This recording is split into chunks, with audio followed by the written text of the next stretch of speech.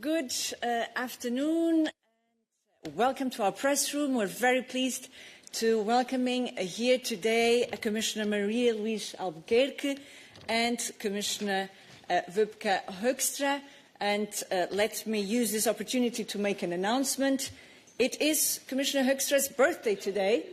And it is a pleasure for us that you will be celebrating part of it with us in the press room. So thank you for both your presence. And without further ado, Commissioner Maria Luís Albuquerque for the college readout and the presser on today's college agenda.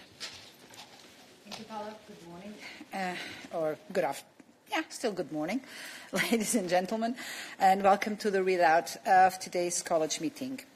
Before we jump to the main topic of this press conference, let me flag that we had a security college together with the Secretary General of NATO, Mark Rutte, where we took stock on the latest developments concerning the security of our Union and on Ukraine in particular.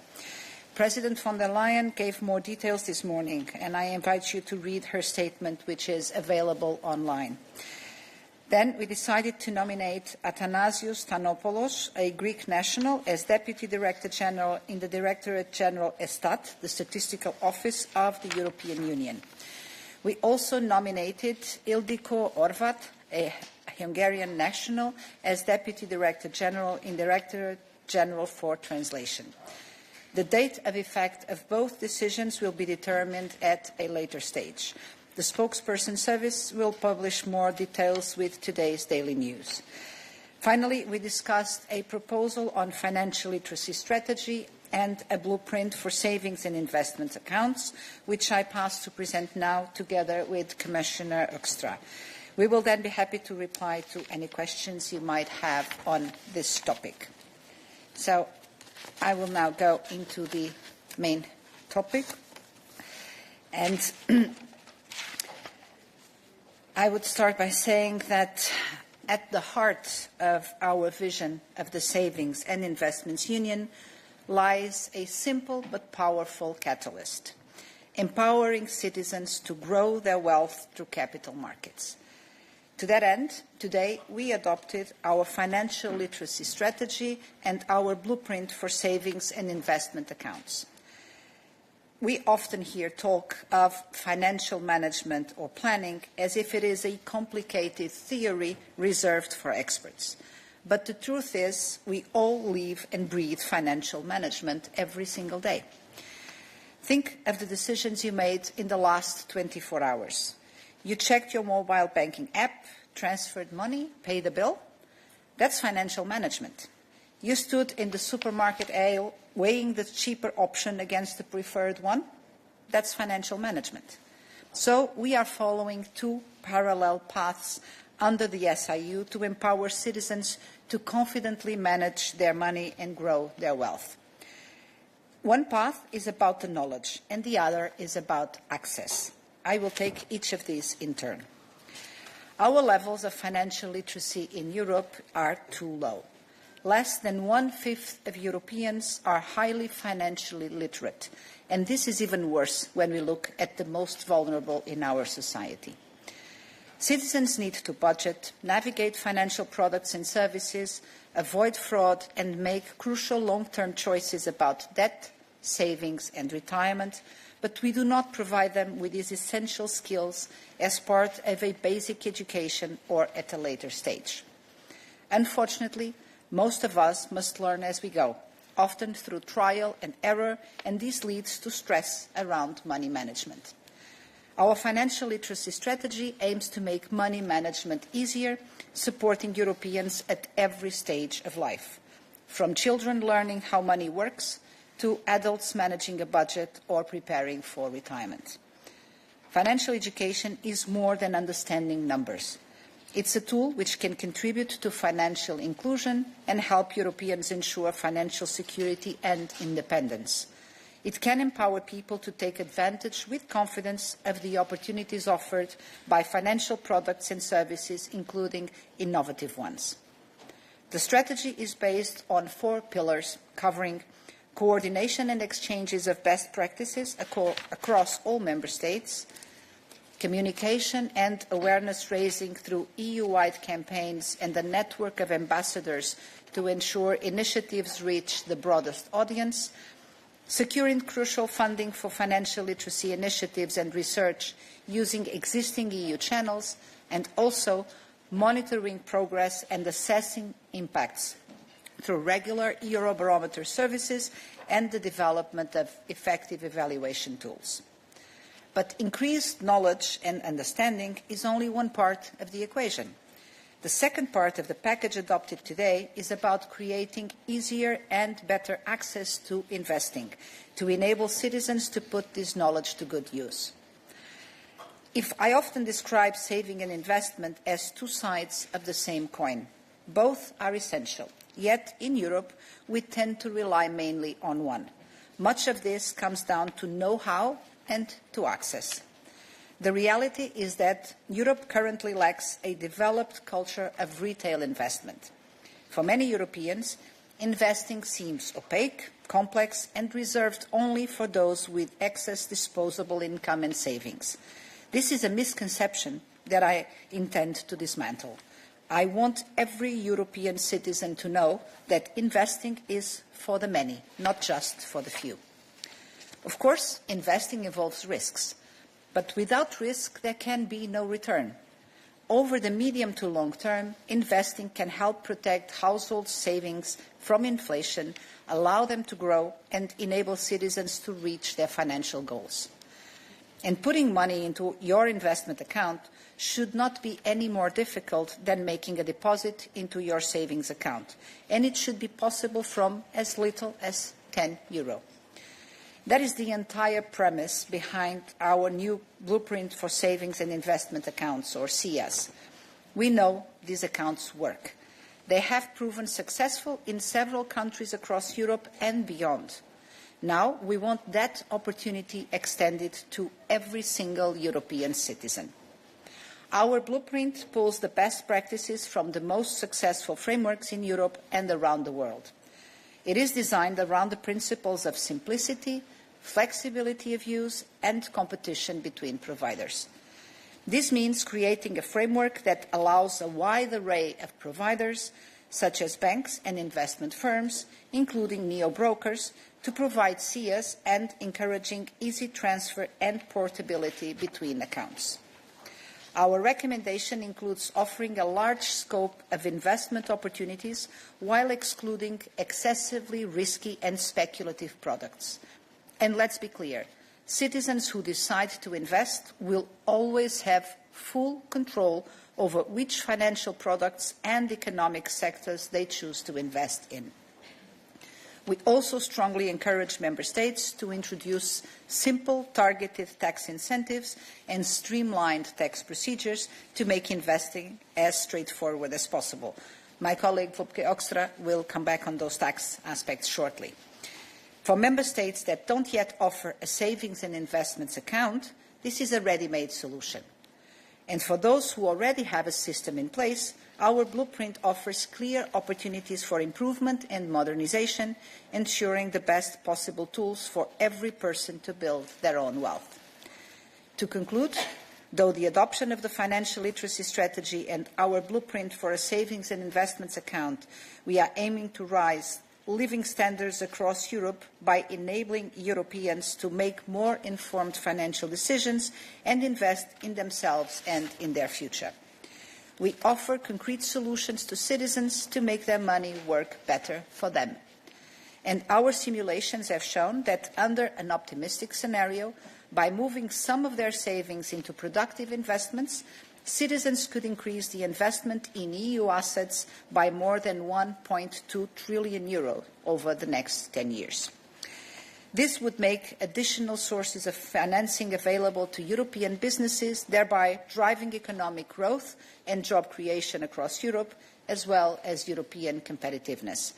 Therefore, today we continue to deliver on the vision of a true European savings and investments union that better connects savings and investments for the benefit of citizens and the wide economy. Now, I give the floor to my colleague Wopke. Thank you. Thank you very much, Maria Luís, and ladies and gentlemen, very good to see you. And I also wanted to thank particularly the large contingency of backbenchers that just entered the room. I also wanted to thank Maria Luís for doing truly the lion's share of the work that we have here in front of us today. We've been talking for years about the Capital Markets Union, but we're truly taking a very important step today with the Savings and Investments Union for our economy, for our businesses, and clearly, first and foremost, for our citizens. And I wanted to thank her very much for all the hard work that has been going into this. At the heart of this, as she has already eloquently stressed, is our desire to be more resilient, more competitive, and more independent. And if you would then do the numbers, you would find that we are the best savers on the planet, but we're clearly not the best investors in the planet. And that is something we would seek to change. And it is exactly those points that were already mentioned, whether it's cultural habits, financial literacy, fragmented markets, and fragmented tax approaches that are at the heart of this. So let's make sure we change that. These accounts work in a way like traditional saving accounts, but they do allow citizens to invest in a range of financial instruments, from stocks to bonds to funds, through authorized providers such as banks. They're simple, they're accessible, and they're tax efficient. So first on simplicity and tax compliance. What we are suggesting to member states is to make sure that they cut red tape for investors by shifting filing obligations and tax collection to providers, which would then actually ensure transparency and ease for users. And that is, of course, of critical importance. Secondly, there's the whole domain of tax benefits. When there are tax incentives, even if they're small, they clearly encourage people to take action. And if you would unpack those countries that already have done this successfully, Sweden, Denmark, Poland, outside of the European Union, also the UK and Japan, that is quite often also part of the design. So we're talking about tax credits, for example. We're talking about tax deferrals and basically giving you the opportunity to basically wait with paying your taxes. We're talking about tax exemptions, where basically a government could decide to make sure you have a specific arrangement, and or the application of a flat rate. All of them designed to make this more attractive and more viable for our citizens. What we do is provide examples of what an effective tax treatment could be. We have looked at existing saving accounts and the tax benefits that's given to them.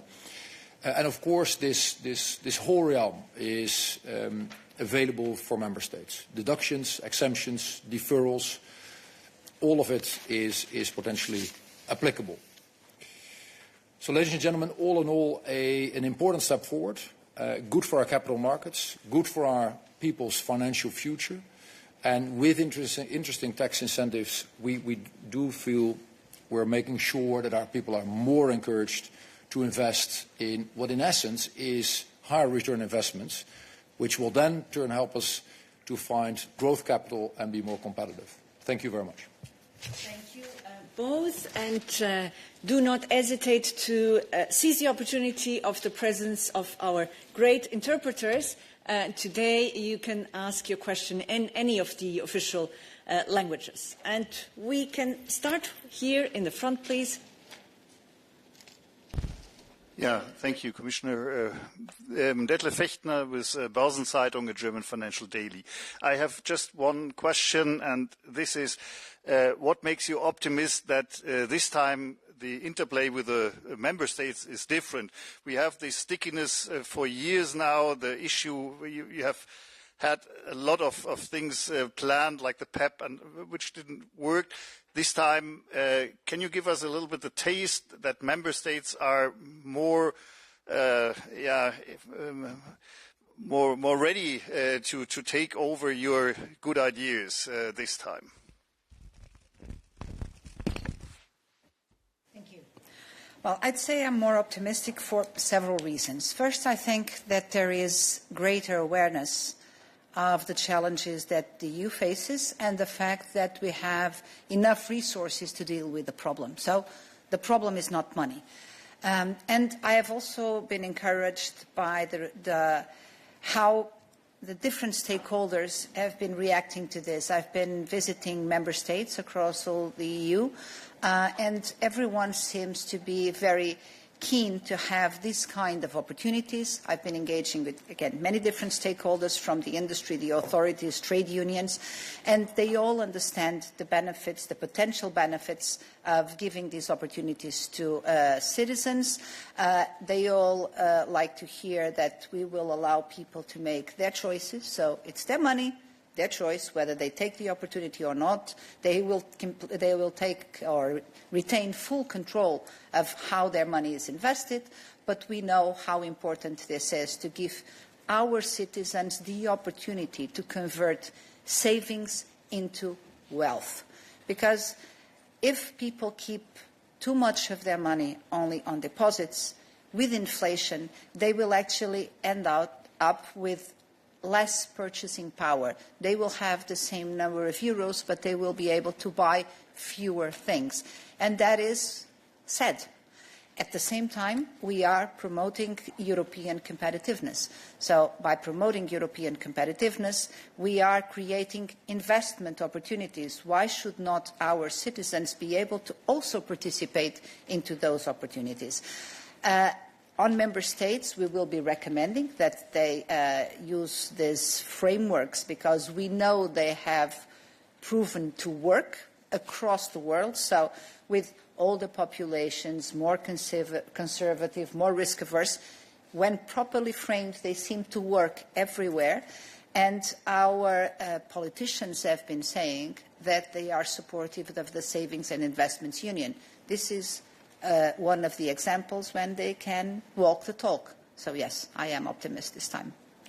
Commissioner Hoekstra, you'd like to come in? I think it is concrete. There's demand, and it works.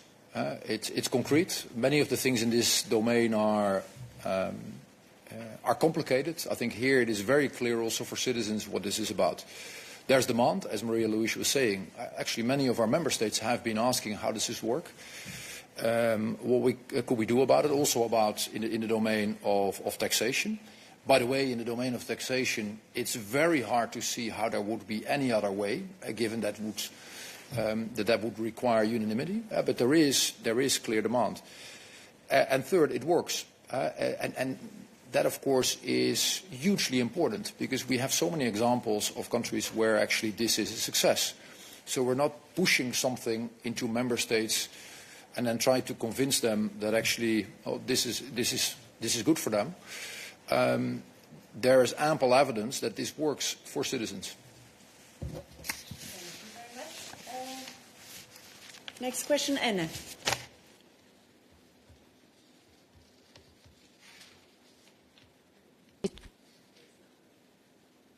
It does. Hi, Ana Marques Neves da Portuguese News Agency Lusa. I will take the advantage of the translation. Can I do it in Portuguese? Okay, perfect. Ok. Só aguardar para a tradução. Ok. Bom dia, Sra. Comissária. Dirigindo-me assim, obviamente, em português. Podia começar por me explicar exatamente o que são estas iniciativas bem-sucedidas nacionais e internacionais em termos de literacia financeira que a Comissão quer implementar? E estamos a falar de que público-alvo? Crianças, adultos? Podia explicar sobre isso? E que obrigações de informação é que isto acarreta para as instituições financeiras, por exemplo, em termos de riscos? Em termos de prazos, quando é que se espera que estas iniciativas se sintam no terreno?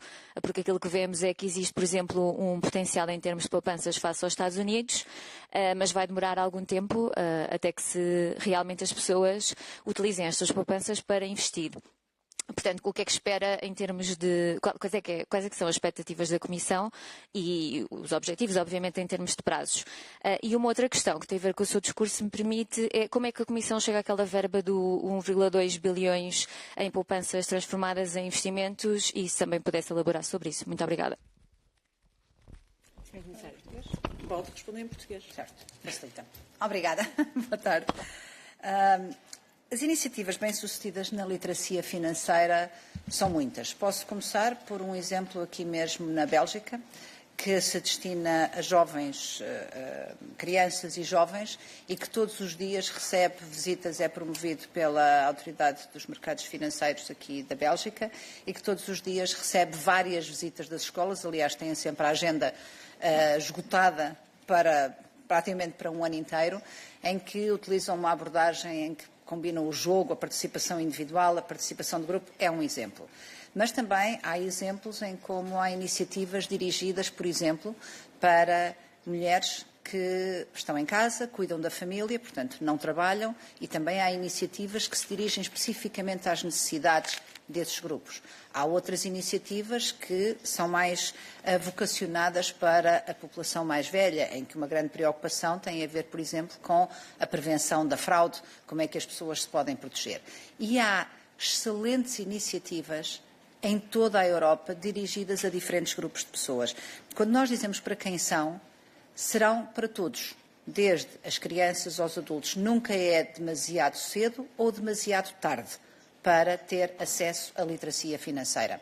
O que nós temos que ter a certeza é que desenhamos estas ações para aquilo que são as necessidades de cada grupo. Para algumas pessoas será ajudá-las a perceber que oportunidades de investimento é que existem e como é que escolhem. Para outras, é para as ensinar coisas bem mais básicas, como gerir o orçamento familiar, como usar um cartão de crédito sem ficar endividado, como ir ao supermercado e comprar as coisas que precisam pelo preço mais baixo possível. Por exemplo, não comparar o preço das embalagens, mas comparar a unidade, ao litro, ao quilo. Tudo isto são conhecimentos que são de literacia financeira. A literacia financeira não é só entre produtos de investimento. É as pessoas estarem confiantes para tomar decisões acerca do dinheiro, que é uma coisa que nós fazemos todos os dias. Os prazos para as iniciativas, bom, isto são recomendações e, portanto, essencialmente nós estamos a colocar isto do lado dos Estados-membros para que as possam implementar.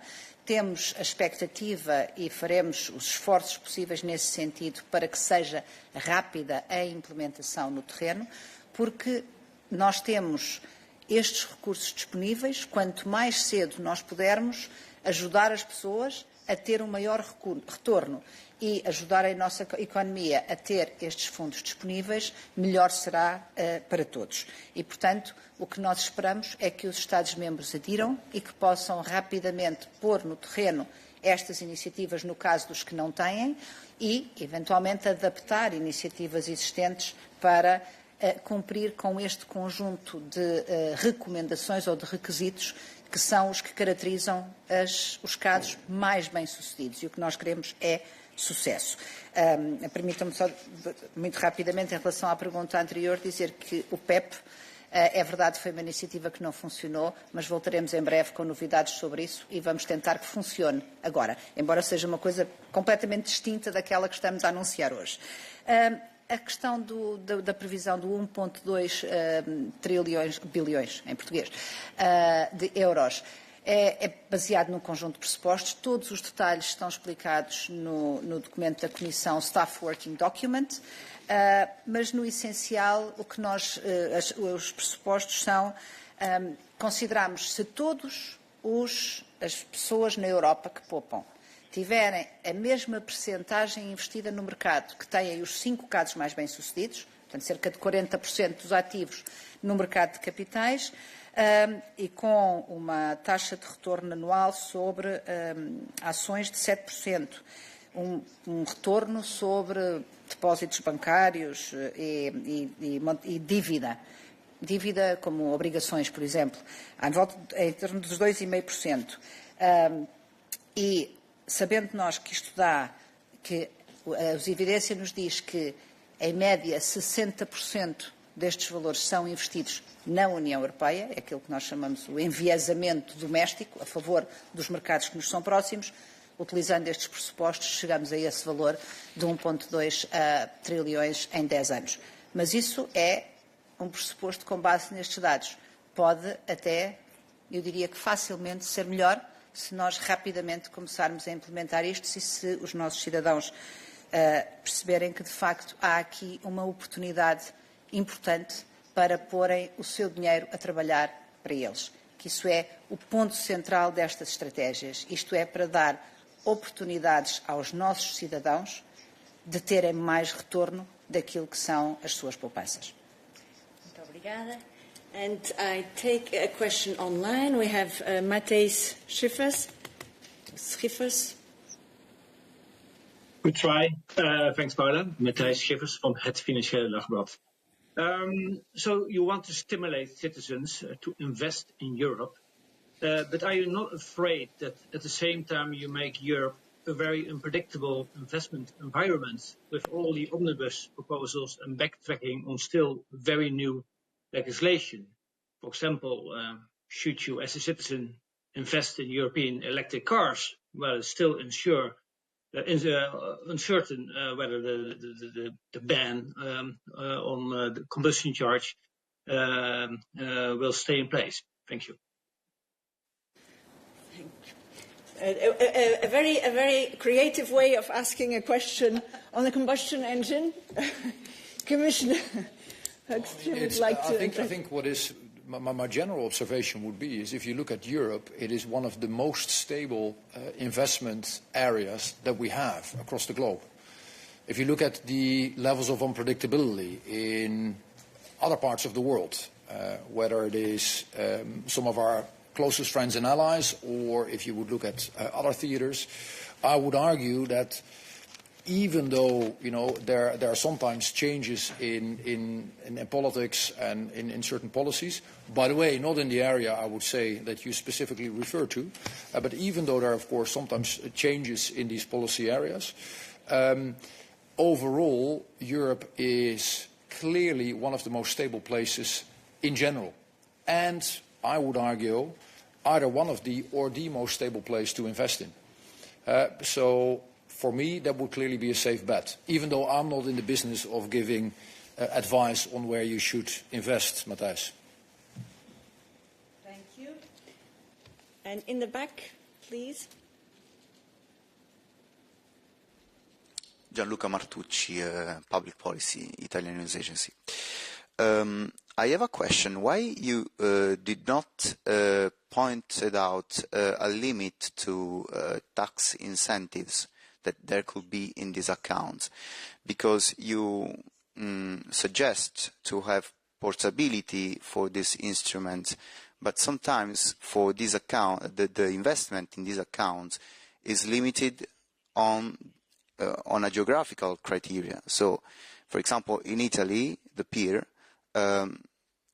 can be opened, but I'm sure that the investment go most probably to Italian companies.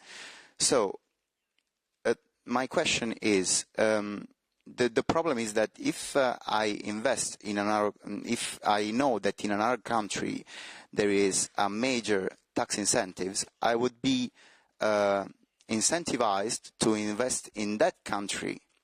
So this can create also a flow of capitals in other country, and yes, the problem could be that the incentives could be for the companies of that country. How do you ensure that there is not a flow of capitals from one country to the other, and taking in account the fact that tax incentives are different on these accounts from one member state to the others? I hope it's clear. Thank you so much. Yeah. So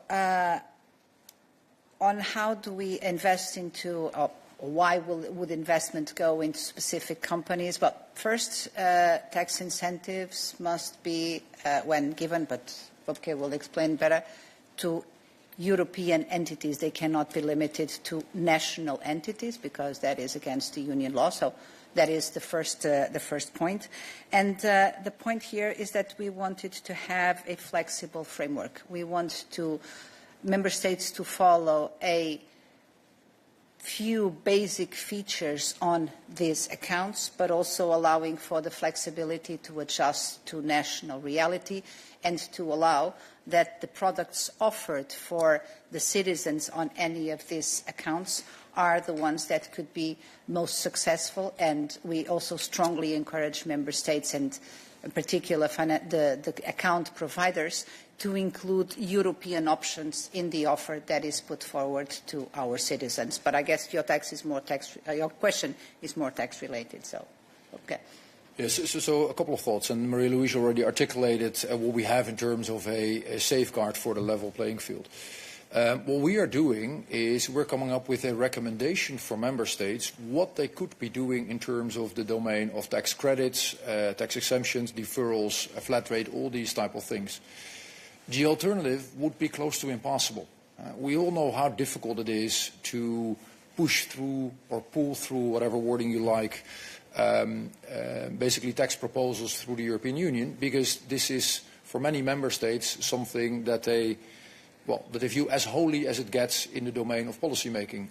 It's their birthright, and it's extremely difficult to make sure that you get 27 member states here on the same page.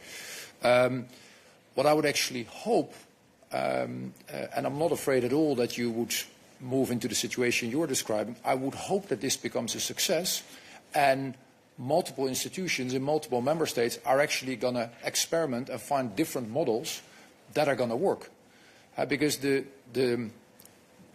problem you're describing, we are miles away from. We're now at a situation where the vast majority of people are putting their money into basically saving accounts, which is detrimental to the profits that they're making and is detrimental to the investments we would like to do as Europe. So I would actually be glad if we can make a huge step forward. And even if we were to make a huge step forward, we will be very far off of the situation that you are describing, where huge flows of capital are actually going to be changed. But more liquidity, as a last notion to end on, more liquidity in Europe would actually be very beneficial for European businesses, large and small, and in the end also for our citizens. That's actually something we seek. Thank you. And we take the two final questions. Mathieu.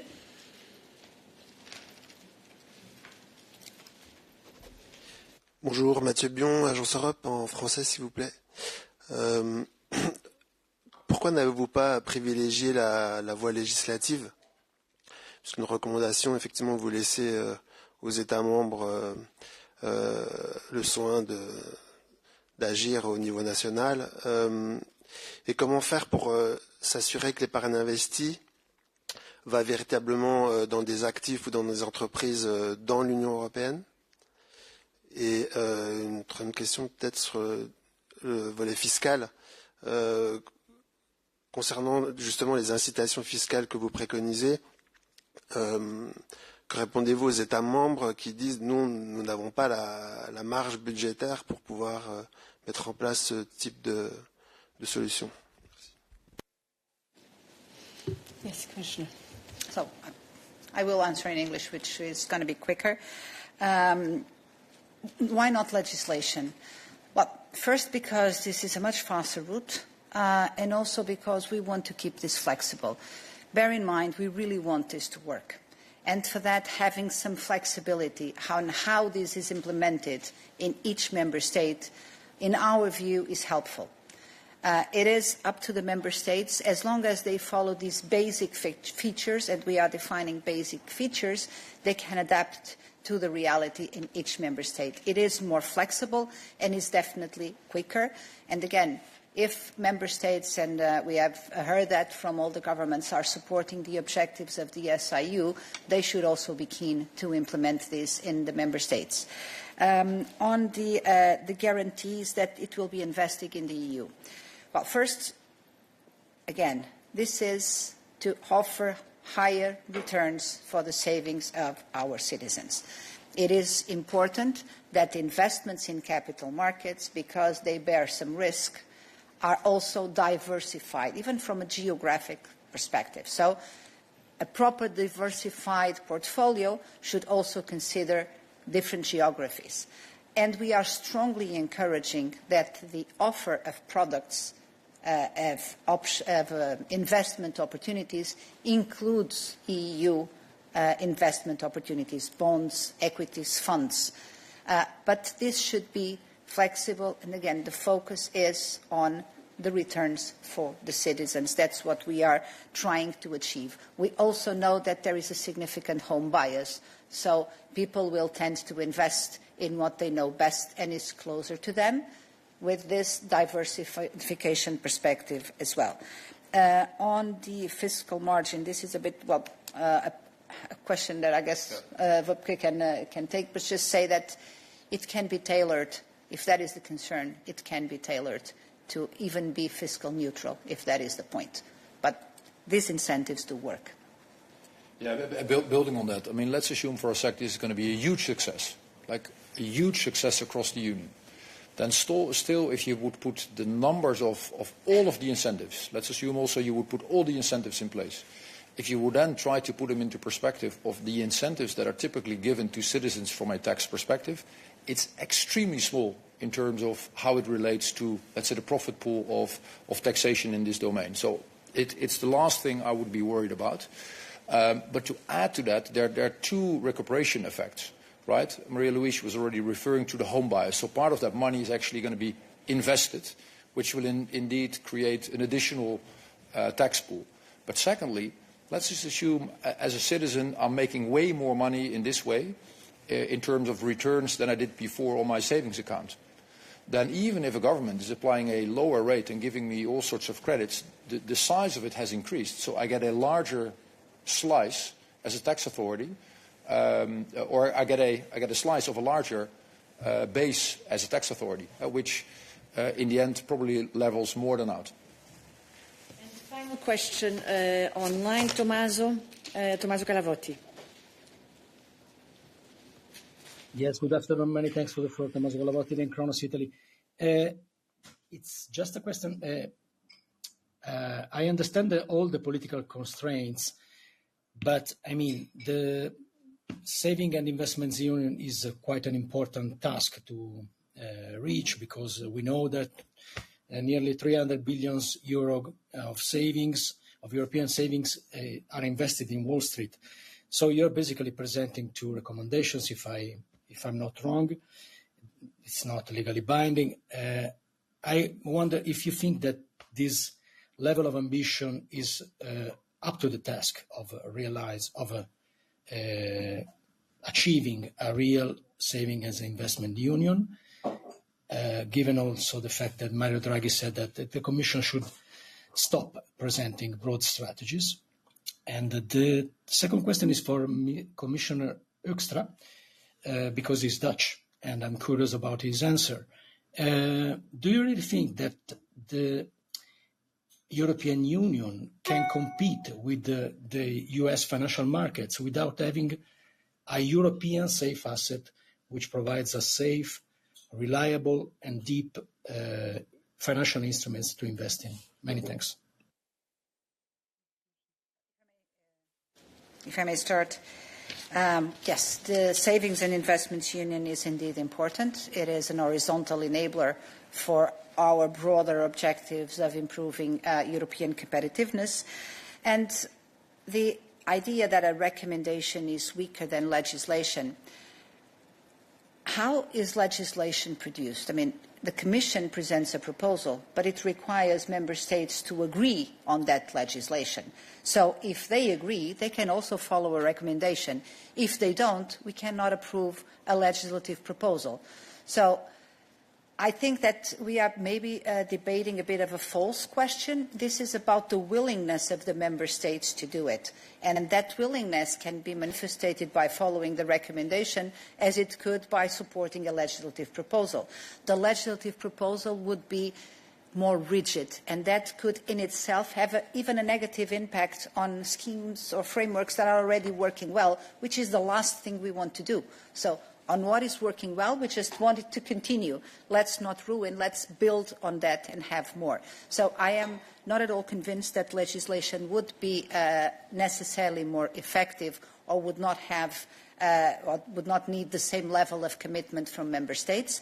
But we will also monitor this, push for it, use the levers we have, and with this instrument, as with others in the Savings and Investment Union, we will also use, for example, the European semester to continue to monitor and let me say, put some pressure on member states to follow on these recommendations, because this is really important. So how realistic it is? I think that citizens will also play a part. We are trying to communicate and explain to people they should be asking their governments, if they don't have access to these accounts, why? Why am I not given the same opportunities that other fellow citizens in other EU member states have access to? So it has to be a collective effort. Also to our citizens, if you see that this doesn't come through, please ask your governments, why aren't you following the recommendation and giving me this opportunity that I also deserve, as some other citizens have in the European Union? And if we also succeed in our different strategies to have more investment in the EU, investing in the EU will become more appealing. A part of the reason why we have funds going into the United States is because their capital market is more efficient and they have more opportunities there. The SIU is trying to build that efficiency here, and all the other projects are also trying to make it appealing. So putting this all together, it should work in Europe. Yeah, maybe very briefly. Well, clearly I'm here in an EU capacity, but the good news is that I find have the exact same opinion in an EU capacity as I was having as a finance minister and foreign minister. And that is that Europe truly needs a capital markets union, full-fledged, without exceptions. And that would be by far the best for our companies and our citizens. The tragedy, of course, is that before Maria Luís started her great work on this, the state of affairs of the Capital Markets Union is roughly at the same stage as where it was when I had my first Eurogroup in, from the top of my head, October 2017. And that's a range of years wasted. So let's make sure we take this step, and let's make sure we take all the other steps that are just very much needed. Thank you very much, Commissioner Albuquerque. Thank you, Commissioner Hoekstra. And again, happy birthday from all of us. Enjoy the day, and also a big thanks to our interpreters. Wish you all a very good afternoon. Thank you.